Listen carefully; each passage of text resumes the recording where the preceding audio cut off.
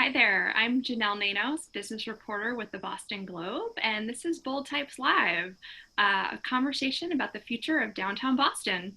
I want to first introduce Dan Cence, the CEO and managing partner of Solomon McCown and Cence, who is our sponsor of this event. Dan, thank you so much for joining us. Janelle, thank you so much. Good afternoon and welcome to the Boston Globe's new Bold Types interview series. I'm Dan Cence, CEO and managing partner of Solomon McCown and Cence. Our firm is proud to sponsor this panel discussion focused on the future of our city, especially the downtown area, moderated by Boston Globe business reporter Janelle Nanos. Solomon McCown and Cence is an integrated strategic communications firm, providing senior level counsel to corporate, real estate, nonprofit, healthcare, and education clients.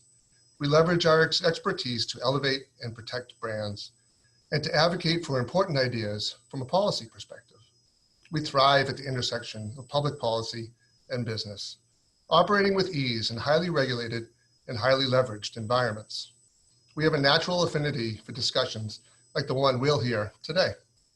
With offices overlooking the Greenway and 35 employees, we have a huge stake in how downtown Boston will move forward at this truly historic moment.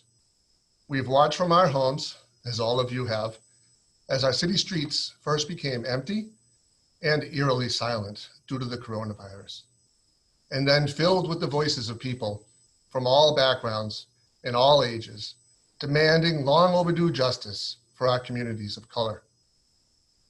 At other times in the past, it has felt like we may be on the precipice of change, but this feels different. And what we as leaders in our city and across our region do now will determine what Boston will look like and how it will be defined. Over the past few months, virtual events like this one have been an essential part of the Globe's exceptional coverage of the public health and social justice crises and their impact on our daily lives, on the economy, and on those who are most vulnerable in our communities.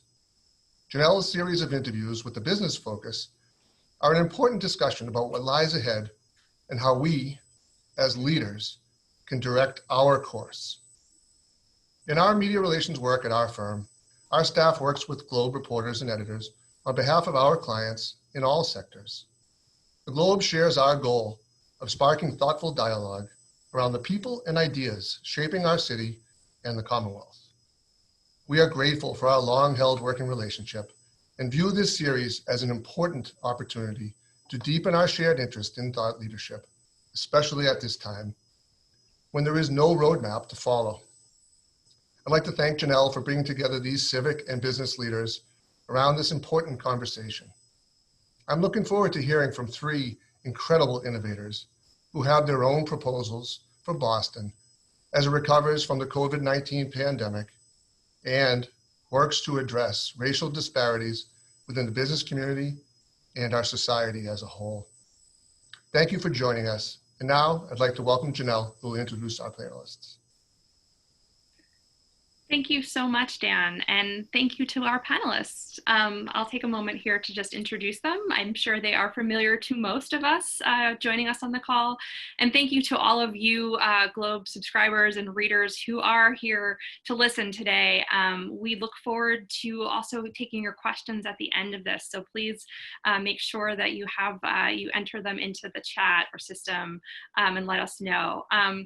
First off, joining us today, Jim Rooney, President and CEO of the Greater Boston Chamber of Commerce. Also joining us, Corey Thomas, Chairman and CEO of Rapid 7 and a member of Governor Baker's Reopening Advisory Board, and Michelle Wu, City Councilor at Large for the City of Boston. All three of you have been such leaders as the city has been working through this crisis and the ensuing protests that have also followed it. And I think have been just your insights and thoughts on all of these matters have really helped lead the city.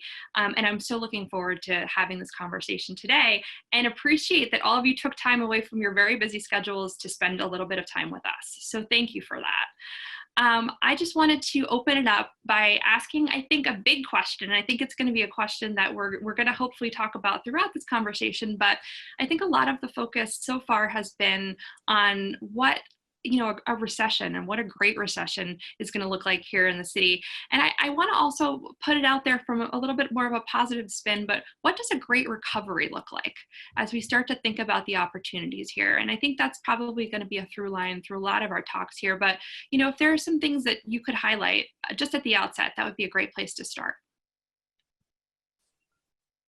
Who do you want to go to? Jim, why don't you start? Yeah, you lost. Yeah. I think clearly a great recovery is one that includes every type of business and all people in some way. If you think about the history of Boston and its recoveries from economic downturns in the past, generally speaking, in Boston, we create the path forward. There's a great deal of innovation that takes place. Entrepreneurs start things up. If you think about it, Mass Challenge came out of the last downturn.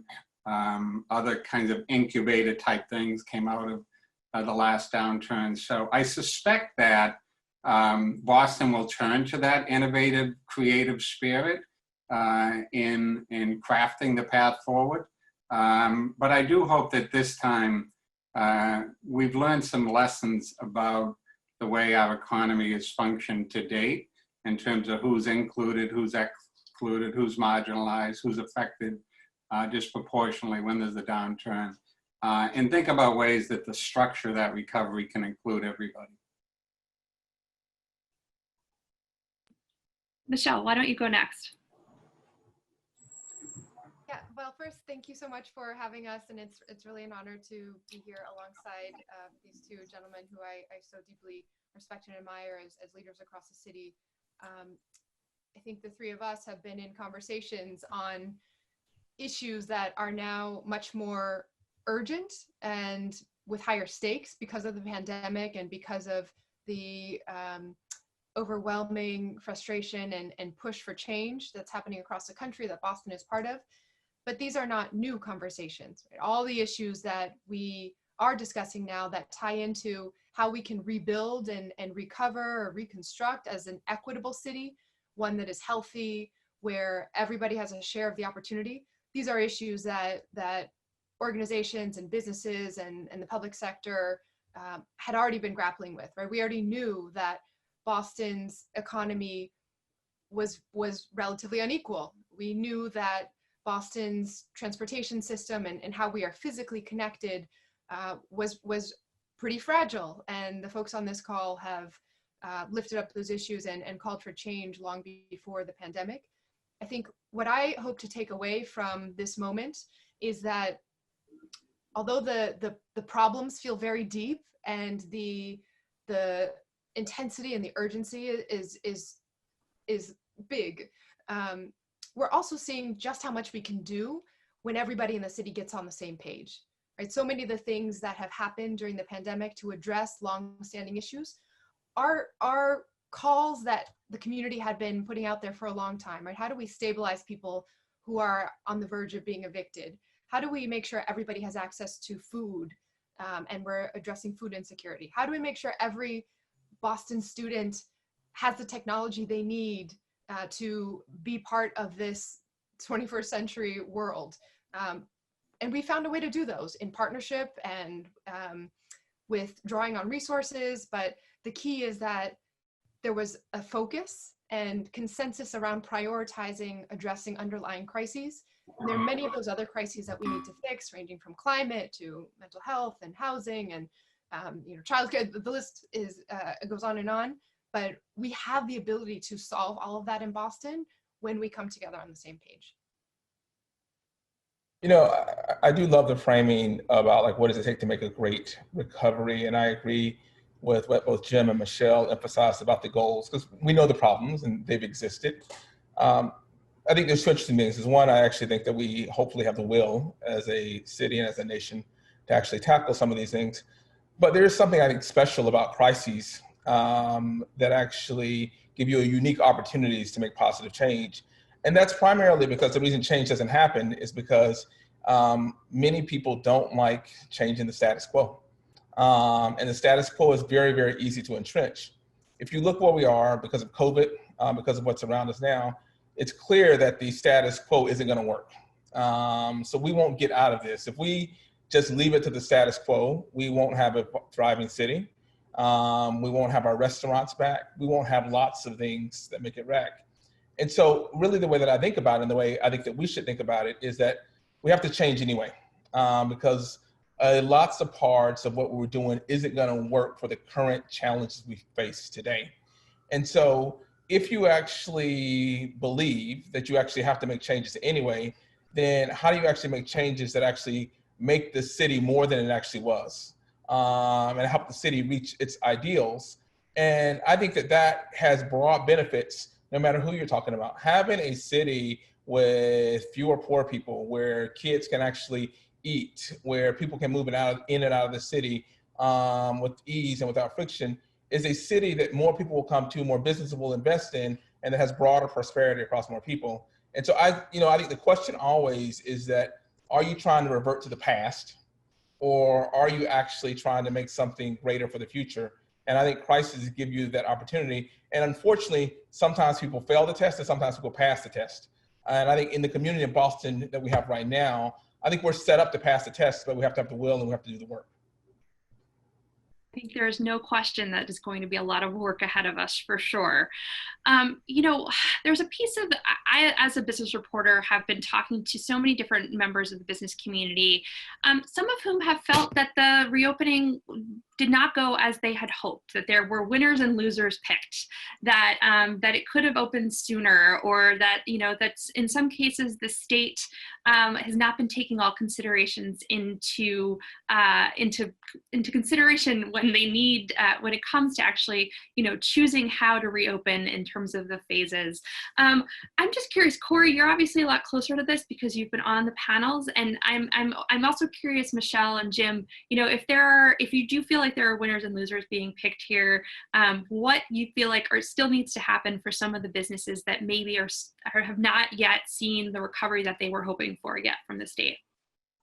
So, and I'll start. What I'll tell you is that being on the Reopening Advisory Board, you just see some of the devastation that's actually happening because of the virus. And I won't go through all of it, but you're seeing people that have worked incredibly hard their whole lives, have their businesses torn apart. You're seeing massively inequitable both experiences of people of color and the impacts on communities of color in the community. And so you see devastation all across. You see vacation communities that are incredibly hard hit. And my daughter's coming up the stairs now. So you see lots of communities that are incredibly hard hit as you think about the impact of what's going on now. And so the question really is, how do we actually move out of it? And the way that you talked about and you framed it up early is, how do we survive it? And then how do we recover from it was the core thesis. The thing that I'll give the governor's team lots of credit for is they came up with the premise very early on that one is that the science should actually lead the way, which was not the case in many, many states around the US specifically, and in some places around the world. And listen to some of the scientists, some of the other people, you actually got very educated about the risk that frankly still exists today with Corona. The thing that impacted me so heavily is that the coronavirus and COVID-19 is something that we have an evolving understanding of. And so I think part of the fair criticism that you should have and that you will have no matter what is when you actually have something that's uncertain, we all would like to make it incredibly certain. I think the core principles, which I agree with, that I think the governor and his team were intending was very simple, is that how do we actually minimize the pain while making people as safe as possible? So it was a staged reopening, which I very much agree was the right decision. Now, I think the challenge, and I think your comment on winners and losers is completely understandable and fair, because anytime you do anything in stages, the question is who goes early and who goes in later stages. And I talked to lots of people that were in the later stages, and you could just hear some of the heartbreak and some of the hurt about them, their employees, and their organizations. But yet and still, we actually have to actually do things in a way where we can't all open up at once. And so I think that what you've seen so far is that we move from stage one, we're into stage two, and I think the health indicators are really going to be the governing factor there. inevitably, I will assure you that I firmly believe that there was no perfect solution there, and it's going to feel unfair to anyone who actually can't get reopened as quickly as possible. But yet and still, we can't open up all at once. And we have to actually look at the health indicators as we go. So I'll pause there. Great. Jim, Michelle, would you like to take that on? Michelle, do you want to start? I have my thoughts, but I'll let you go first. I mean, first, thank you, Corey, for all of your work on that. The panel, the task force obviously was making some difficult decisions, and there are many, many things to weigh. I, just taking a step back, still feel a great deal of frustration that we are continuing to have to think about it as an either or, making the choice between public health or the economy. And that's true kind of at the policy level, down to the decisions that individual business owners and employees are still feeling like they have to make. And it's really been a failure of government and policy to not have to have that choice, right? What I mean is that I think certainly there are factors outside of the state and the city's control, and the way that the federal government was slow to react and did not help with either procurement of PPE or testing was a disaster. If we knew where the virus was and had the resources to trace it, we would not have to choose between public health and who gets to reopen and when, because it would be clear what to do to manage it. And in a state where we have such life sciences resources, such private sector capabilities, I do still feel disappointed that we are having to have those conversations now, and that the ramp up for testing and all of that didn't happen sooner. Even if the federal government was making it difficult, that at the state level, we weren't sooner engaging the private sector to say, how can we truly ramp up our testing capability and make this happen? I think the other piece of thinking through the reopening is, what supports are we giving to the infrastructure that's needed for people to go back to work, right? It's not just about what the protocols are when someone's at the workplace and making sure every workplace knows how far apart things have to be and where the shields are and this and that. It's the decision of individual employees of whether they go to work if they're not feeling well, right? Can they afford to stay home and recover, or quarantine themselves if they think they've been in contact with someone with the virus because they have paid sick leave and they're protected? They don't have to make that individual choice. It's the childcare centers and the workers who now have to reopen or face continued financial losses, but haven't been given extra resources and supports to purchase all the new PPE for the adults and sanitizing, materials to keep everything clean multiple times a day, and extra facilities because the class sizes are limited and so you need more rooms. So I think we're thinking about things, it still feels a little bit in a siloed way. And if anything coming out of this pandemic, it should be the lesson of how interconnected all of us are to each other, our health, but also how interconnected all the issues are. And so trying to tackle that in a way that feels more holistic in addressing all of the supports that are needed for someone to be healthy, to be at work and stay healthy there too. I think that's so important, Michelle. Thank you so much. Jim, you've been among the loudest voices on some of these issues and looking at a really wide scope approach to this. Tell me a little bit about where you stand right now and where reopening looks like. Yeah, I think that, as Corey said, that, in this moment, in the crisis, particularly of the pandemic, starting with that, there is no perfect solution. There's no playbook. And inevitably there's going to be feelings that either government got something wrong or made the wrong choice, depending upon where you sit. I think sometimes that takes place. I think the criticism of federal government, we're probably all going to agree unanimously on that. I think as I think about the state government reaction, and I have been among the loudest voices, and I'll tell you why. But I'm a bottom line guy, and as I look at the data and the maps that I see on national news every night, I like the trends we're seeing in Massachusetts. I like the results. I like the outcomes in the way that things are going. So while I might have been vocal about some of the process of getting there, I think that the results have been good as it relates to the coronavirus and where Massachusetts and Boston sits right now. That being said, I think that there could have been more clarity along the way, even up till today. You know, Corey mentioned that, you know, we called for the governor to tell us. He made statements saying that he was following the data and the science, but didn't tell us which data and science. We asked for that, and he identified 6 categories, which was good, but he didn't tell us what the goal was. You know, obviously, in the death due to coronavirus, the goal is 0. But hospitalizations, new cases, that sort of thing. It just remained this kind of following the data and the science, not knowing sort of how to track it with them. And even on the phases, I describe the phases as flexible phases.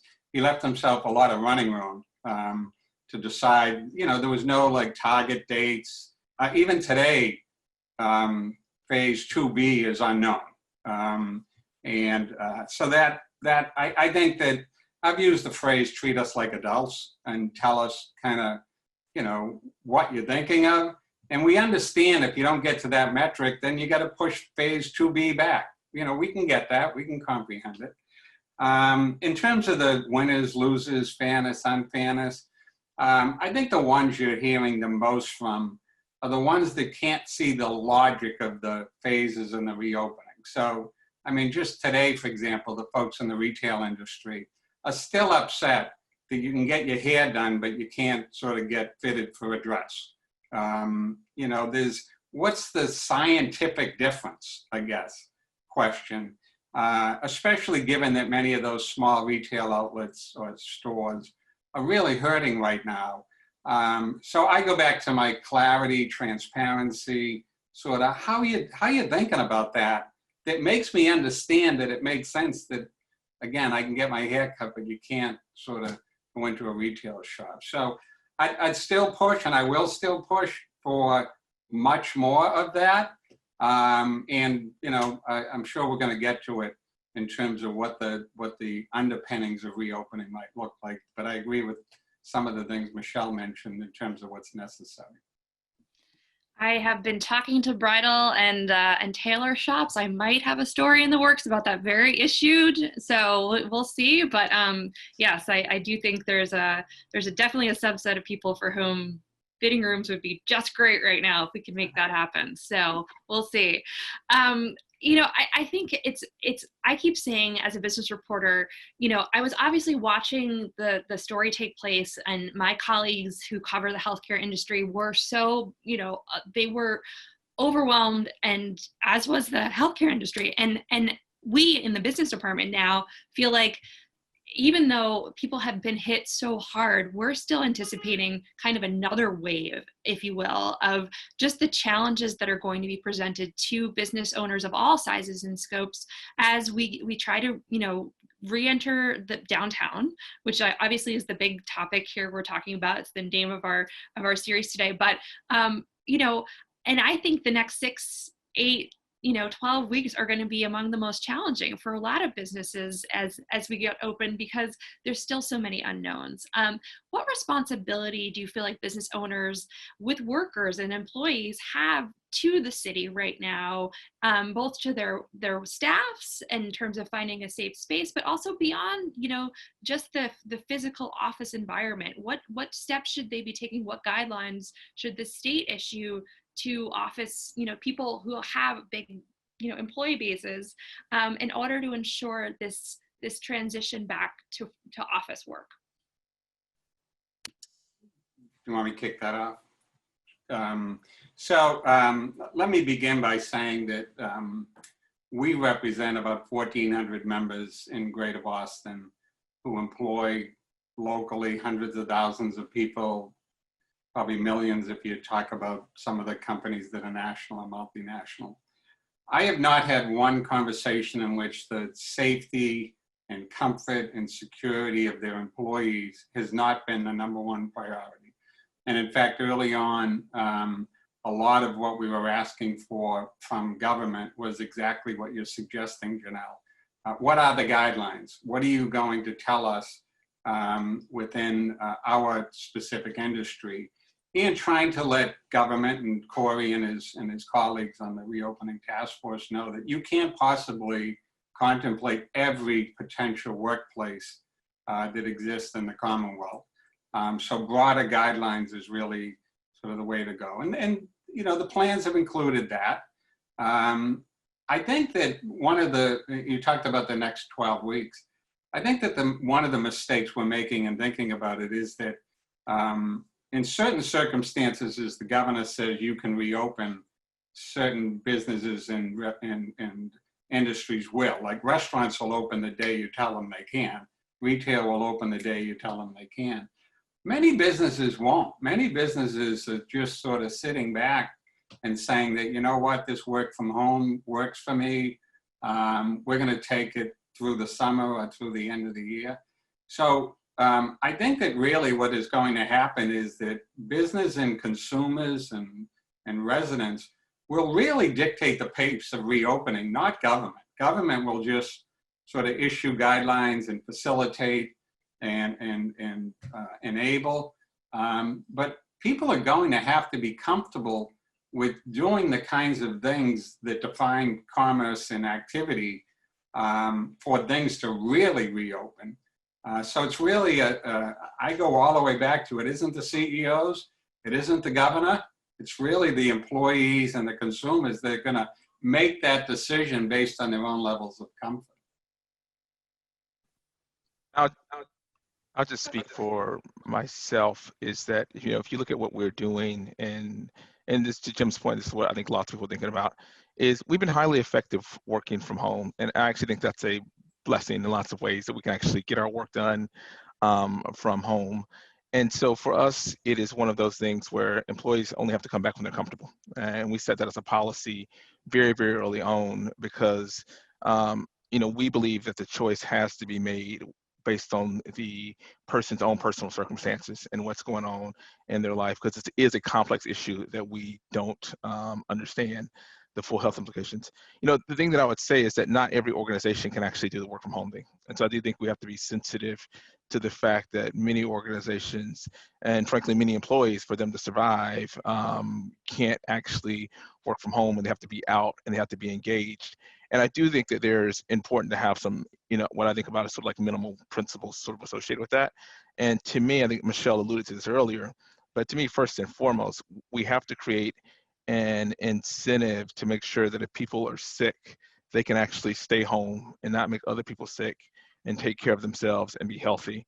And I just think that as we go back, I think that bedrock principle, which I agree with Jim, most companies have, but if you listen to lots of workers, not all of them experience that consistently. And I think that part of the change that this opportunity affords us is that our health is dependent on everyone else's health. And I do think this is a moment to take it much, much more seriously about the quality of health and the access to be able to be home for sick if you're not actually feeling well, and the implications of that on the rest of the people, the companies, and the overall economy. And I will just add, I completely agree, and want to especially lift up what Jim was saying about how this is a consumer, I mean, this is really about consumer confidence and when people will feel safe, both going to stores as well as going to work. But there is one place where government can have a huge impact on that, and it's the place that's kind of the literal embodiment of our connectedness, which is public transportation. Right? I have heard again and again from employers, restaurant owners, we are terrified of reopening and what that means if our employees have to get back on the T. And so the answer isn't, I mean, I hope we're already starting to see this a little bit on the streets. The answer isn't, well, okay, everybody avoid the T until we have a vaccine and find a way to carpool or this or that. We're already seeing traffic ramp back up, and, you know, Lord knows people on this call know all the consequences. I've been working on that issue for a long time. The question is, how do we make the tea actually safe, clean, healthy, and also just make sure we're holding up the perception, the public perception, public confidence that the tea is safe and healthy, right? That little things like having hand sanitizer at the stations or providing masks so that the everybody on the train can actually see people around them wearing those masks, up until the, a little bit more complicated and expensive operational issues of having frequent enough service so that people can space apart on the trains. But I think that is going to be a key driver of what happens with the reopening. Janelle, can we go into the tea a little bit more? Or I was just saying, you went there. I was all set to go. Favorite topic. I should have known. Hey. Well, so I just want to add to that Go point, ahead. which is just to say, I absolutely agree. I think making the tea safe and reliable for people is going to be paramount in order to get workers to feel comfortable going to work back downtown. But I'm also really curious what other ideas you think are out there to, maybe have us rely less on the tea specifically, but, also what are some other ways to commute downtown that we could help facilitate and promote, that puts less crowding onto just the tea platform. Yeah, I think that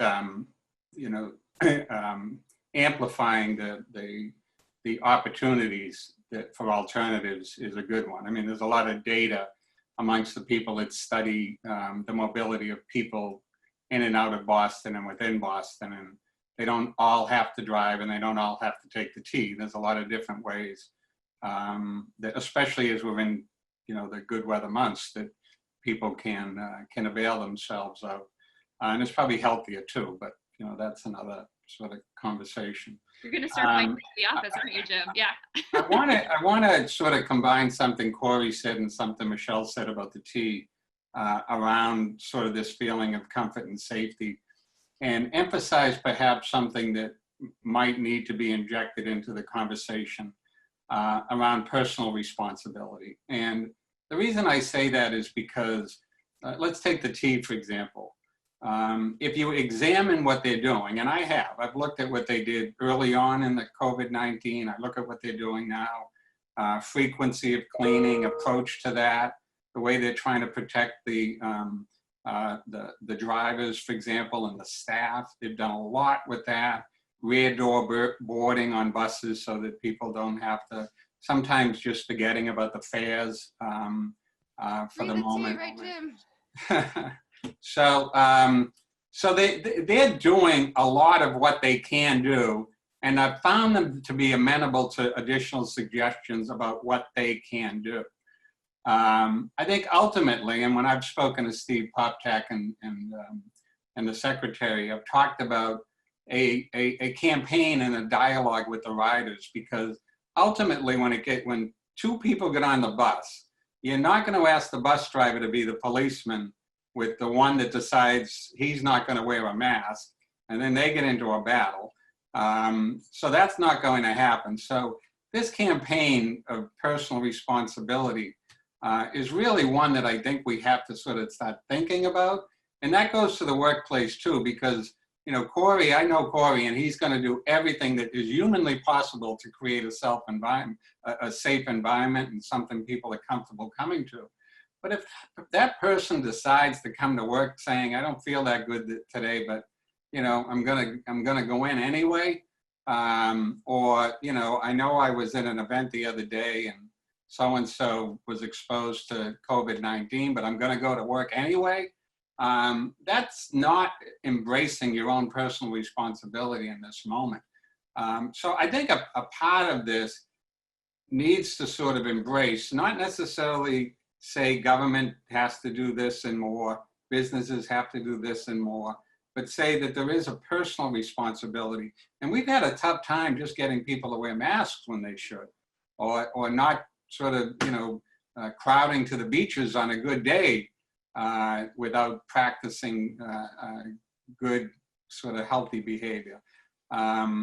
So the tea thing, I agree, it's critical. It's absolutely critical. And what's going to happen when people do come back is we're going to remember all of the things that were wrong with it to begin with, and we're going to start sort of pushing for that. But I really think the customer and the rider behavior needs to be part of our dialogue when we're talking about sort of safety on the T. But can I just jump in on that real quick, not to get into the weeds too much, but I worry a little bit. I think I completely agree that a public sort of PSA campaign or having those conversations is necessary and makes a difference, but we have to have ways to distinguish between those who are choosing not to wear the mask because they don't feel like it or it's uncomfortable versus someone who can't afford to have a mask, or someone who forgot it at home and then making the choice to go back and figure out where they get a new one is the difference between getting docked pay at work or losing their job potentially. So Yeah. having government and the public sector, ideally through partnerships, facilitating some of that, having hand sanitizer there, having masks that are there, with the understanding that ideally you bring your own, but if you need it, here are some disposable ones, I think would make a big difference too. Absolutely. I agree with that. So there's another piece of this, which is to say, for all of us that are contemplating re-entering the workforce, going back downtown, there's a whole subset of people for whom that has never been an option, right? The person who cannot work from home, the retail worker, the restaurant worker, the people who work in tourism or other industries. Corey, I know you've talked a little bit about this, feeling responsible to not just, your staff and employees that you employ, but the people who work on the street level outside your building.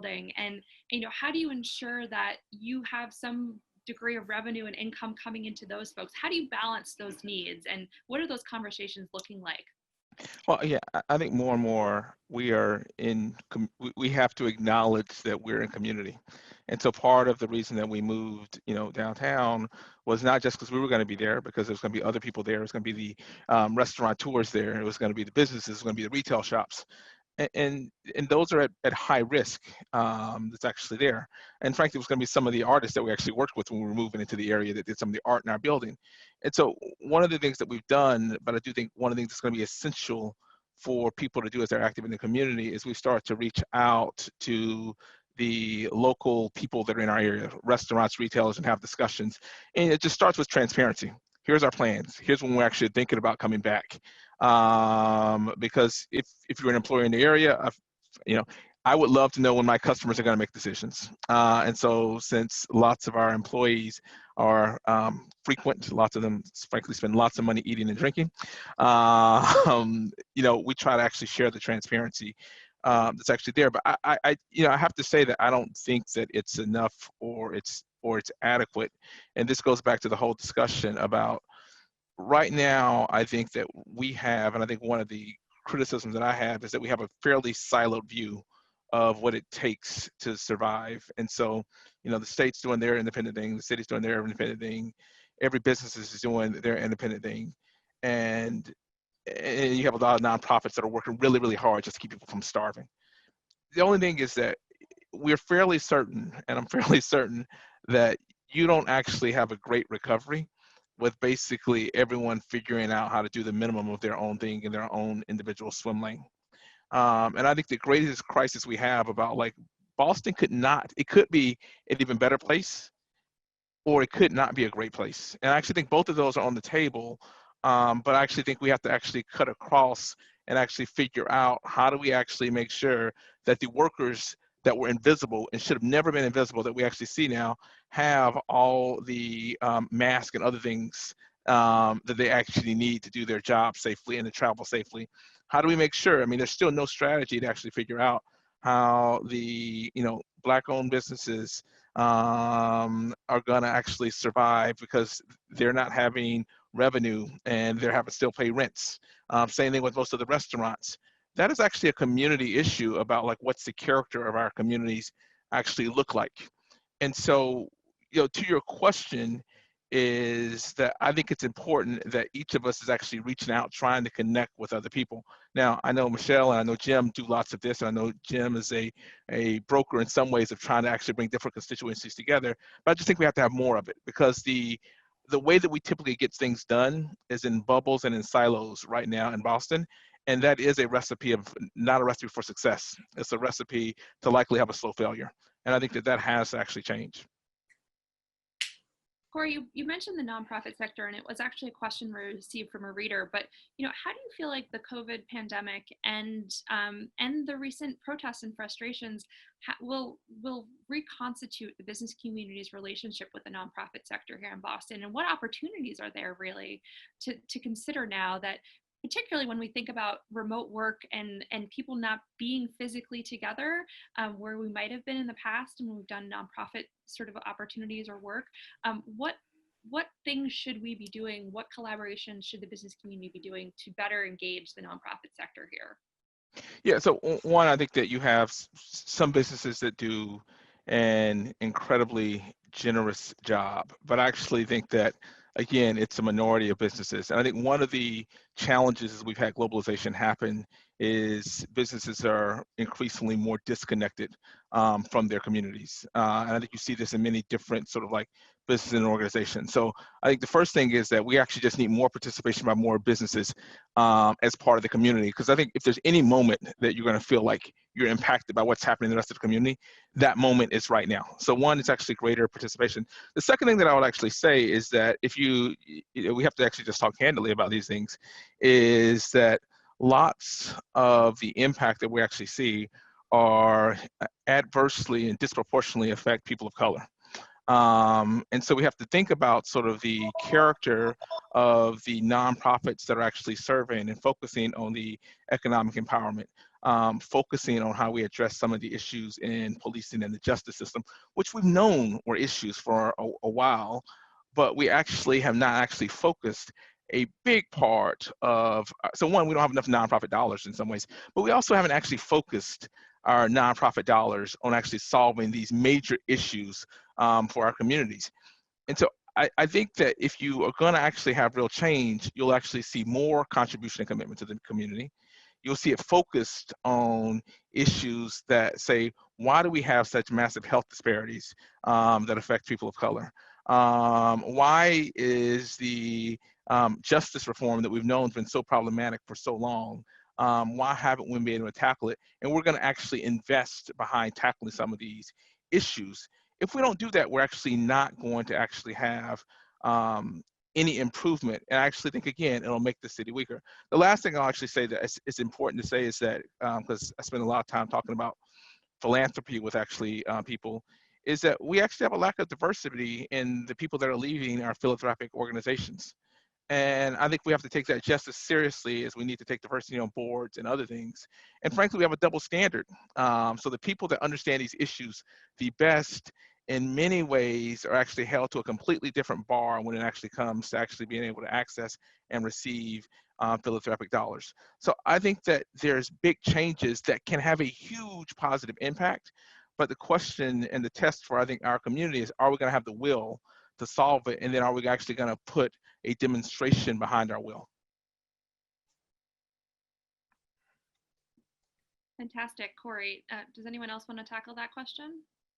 Yeah, I mean, I'll jump in. On the nonprofit sector, I mean, one of the interesting points about that before even the crises we're going through, the Boston Foundation did a report probably a decade or more ago, basically saying that we lead the country in number of nonprofit organizations per capita. I mean, there's just a lot of organizations, many of whom are doing the same thing, many of whom are competing with each other for dollars, and doing it in their own silos.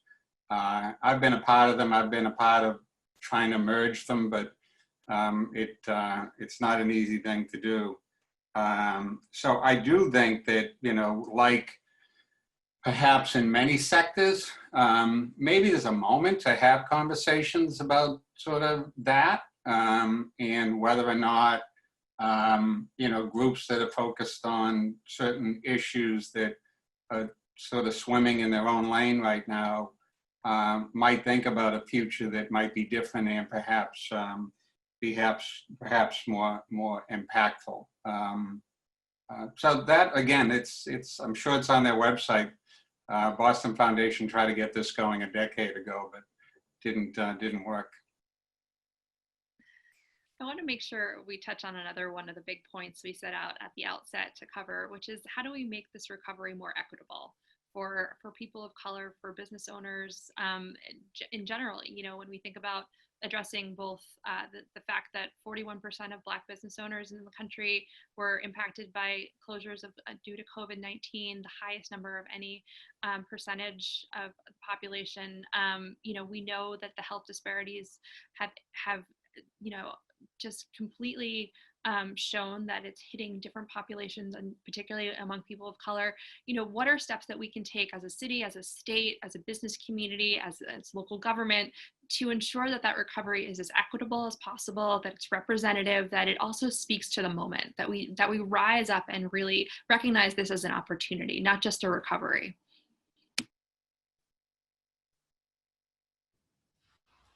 I'll start just by saying that I think the key is intentionality, that we have resources in Boston, but often the way that they're distributed is there's sort of a, you know, okay, we found this pot of resources, or we worked with some organization or the private sector, and here's this, you know, fund we're creating, and what's the least painful way to allocate it, right? What's the least inequitable way to allocate it? And even if we're doing that fairly, whether it's school lotteries for quality seats or rental assistance going to tenants who need it right now, as long as the pot is far smaller than the pool of need out there, it is most likely that those who are in most need will be left out.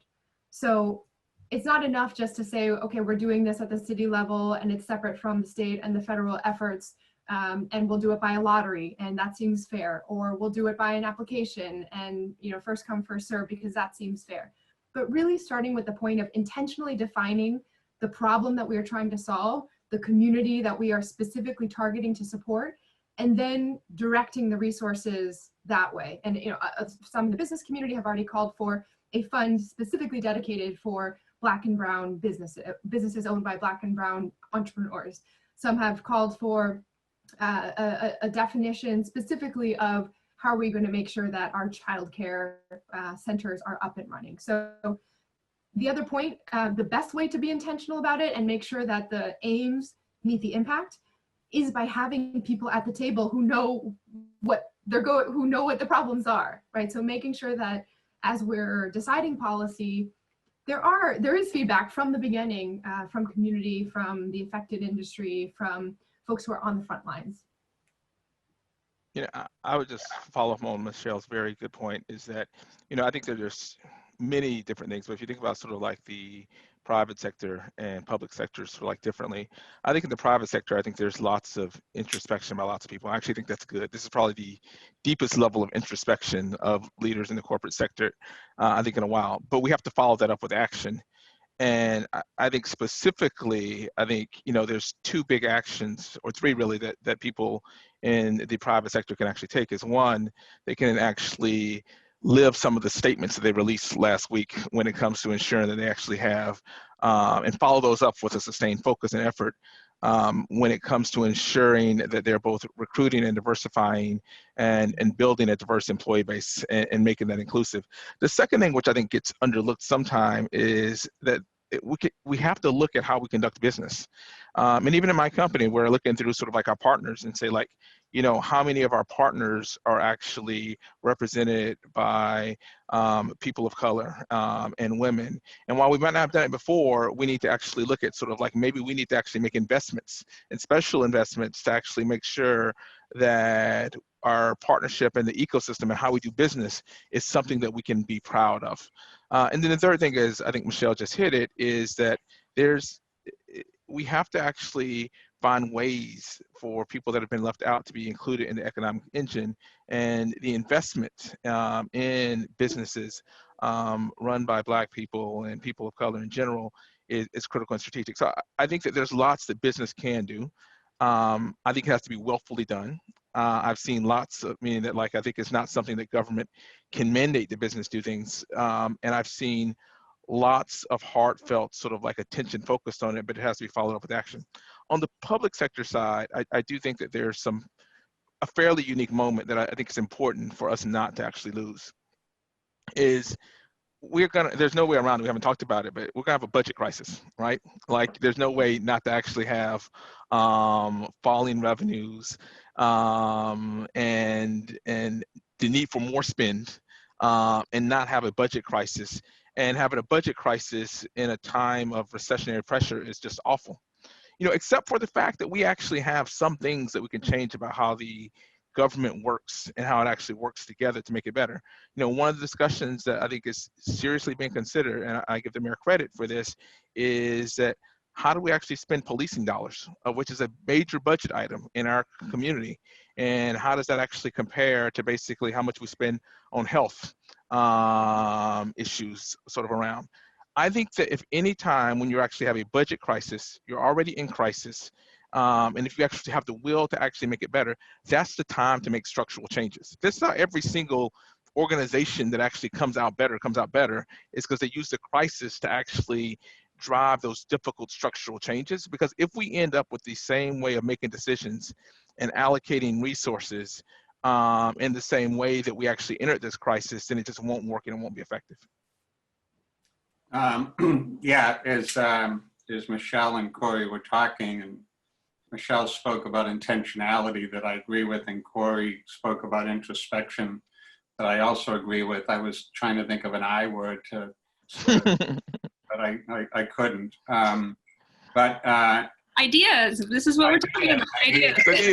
Well, you know, we've had a lot of conversations and convenings over the last months, really, but especially over the last few weeks.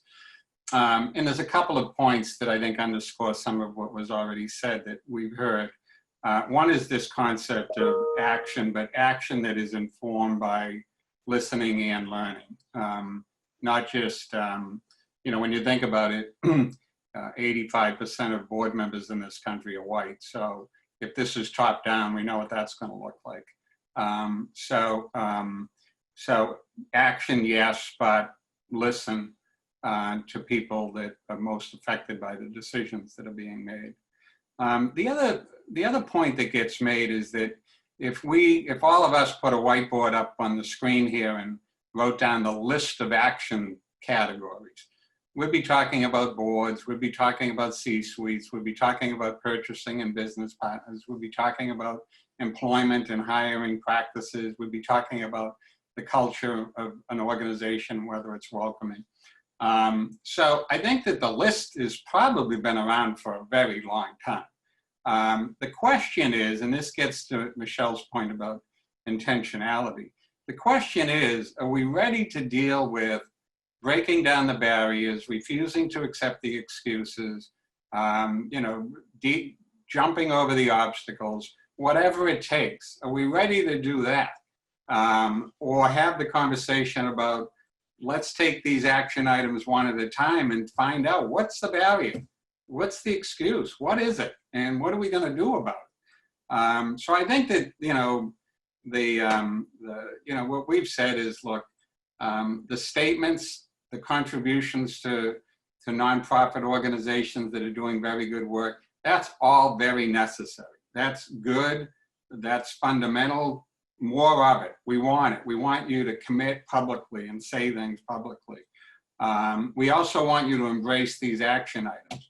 But really, the change that you're looking for is going to come from this intentionality of purpose and this willingness to lean in when the excuses start flying and the obstacles start getting identified, to sort of saying, how are we going to get over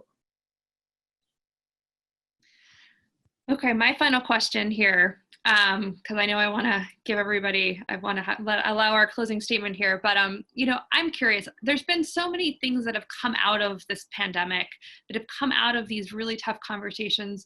When we think about the new normal, you know, this point that we're at in some point in the future, when there's a vaccine, when we're all back at our desks, what are some things that you hope we take with us from this experience? And it's not just the memories, right? I mean, what are some changes that we've had either in a physical way or, you know, in conversations or structural things about our city that have already started or maybe in place now or could happen that you hope we really come out of this better for in the end?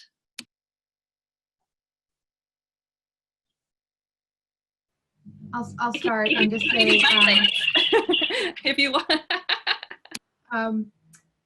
One is that we've really had to focus on accessibility during this, and because people are physically apart, really, especially on the government side, doing things in a way that we probably should have been doing all along, of allowing for feedback when someone can't make it to City Hall in person in the middle of the day. It's been amazing to see the number of civic organizations and regular monthly meetings that are part of a sort of elected officials' usual calendar, now all virtual, but the participation, through the roof, because everybody's tuning in and clicking from one to another. Now you do lose, obviously in person, there's those one-off conversations and kind of the quality and the depth of interaction we miss dearly. But finding ways for everyone to participate, for language access to remain front and center as we're using technology to connect.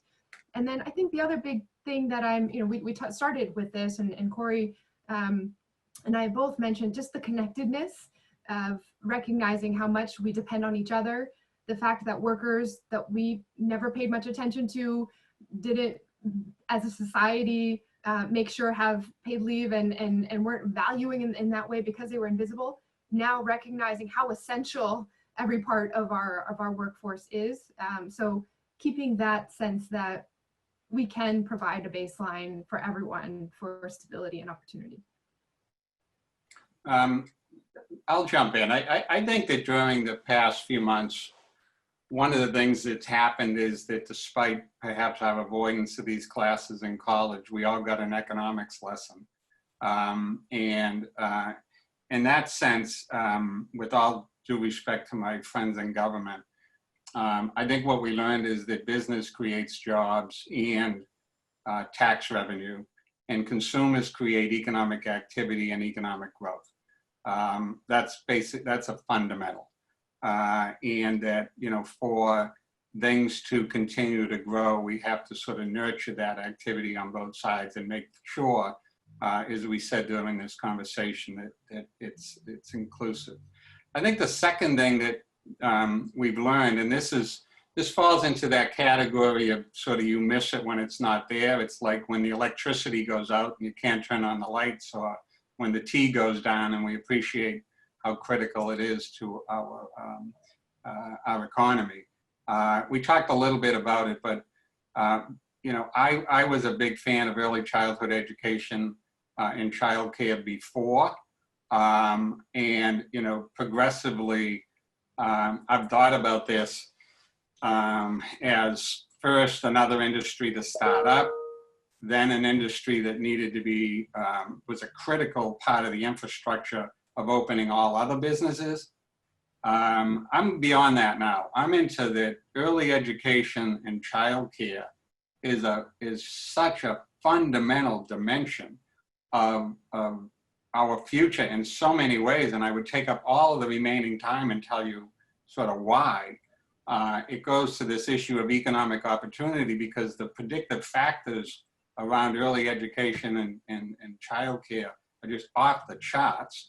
It goes to women being able to sort of aspire to the C-suite and to the boards.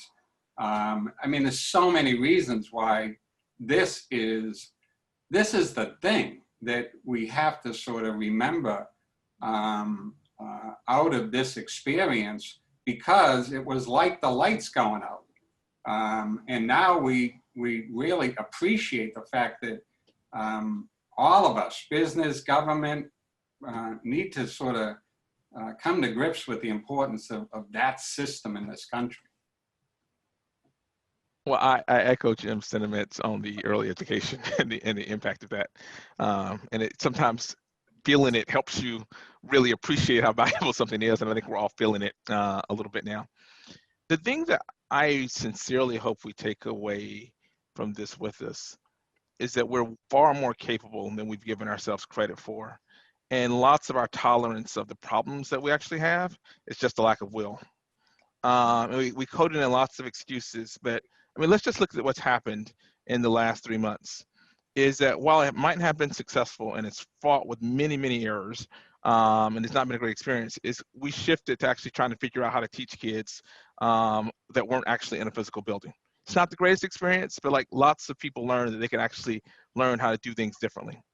We actually, while that's challenging, if you think about what's happening in healthcare with telehealth, that is something that was taking forever and expected to take another 10 plus years to happen. And it's almost happened overnight. And it's not just telehealth, it's like it's the mental health supports that you actually get. Turns out that it was purely a lack of will of us coming together to actually figure out how to deliver better and remote things. The same that Michelle's talking about with actually government. We could have made it more inclusive.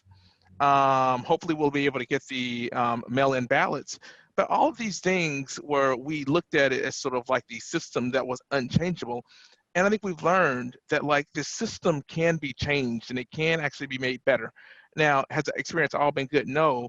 But the thing I hope we take away is that we're much more capable than we've actually given ourselves credit for. And it's a much more of a sense of will, and can we come together with the intentionality to actually make things happen. Thank you guys. You've all left me so hopeful. So I appreciate that. And thank you, particularly Jim. I know we wanted to touch on the childcare issue, and I could have probably just opened it up and done like a full hour on childcare. So let's all come back and do that. I'm sure we'd all be loved to do that. It's definitely a big piece of this puzzle here. Thank you all so much for taking part. I'm going to throw it back to Dan Cence, and he'll just give the closing remarks. Thank you guys. It's really been just a pleasure talking with all of you.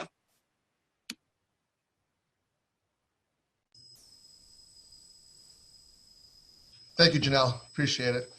For those of you who may have joined late, I'm Dan Cence, CEO and Managing Partner of Solomon, McCown & Cence, an integrated strategic communications firm providing senior level counsel to clients, especially those who operate at the intersection of public policy and business.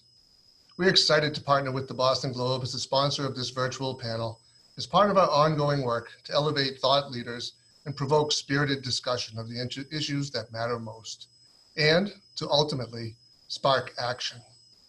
Great ideas come out of robust discussions like this one. And I want to thank Corey, Councilor Wu, and Jim for their time and leadership. It's clear from the discussion today that our city and our region are facing multiple crises right now. And we have the opportunity to address them in a just and equitable way with the intentionality it will take to allow us to recover and ultimately make us all stronger together. These words are meaningless if they are not followed by authentic action. It's incumbent upon each of us to carry these thoughts and visions forward. Thank you, Janelle, the Boston Globe, and our exceptional panelists. Thank you all for joining us, and I look forward to continuing the conversation and putting our collective words into action. Have a great rest of the day. Thank you, everyone.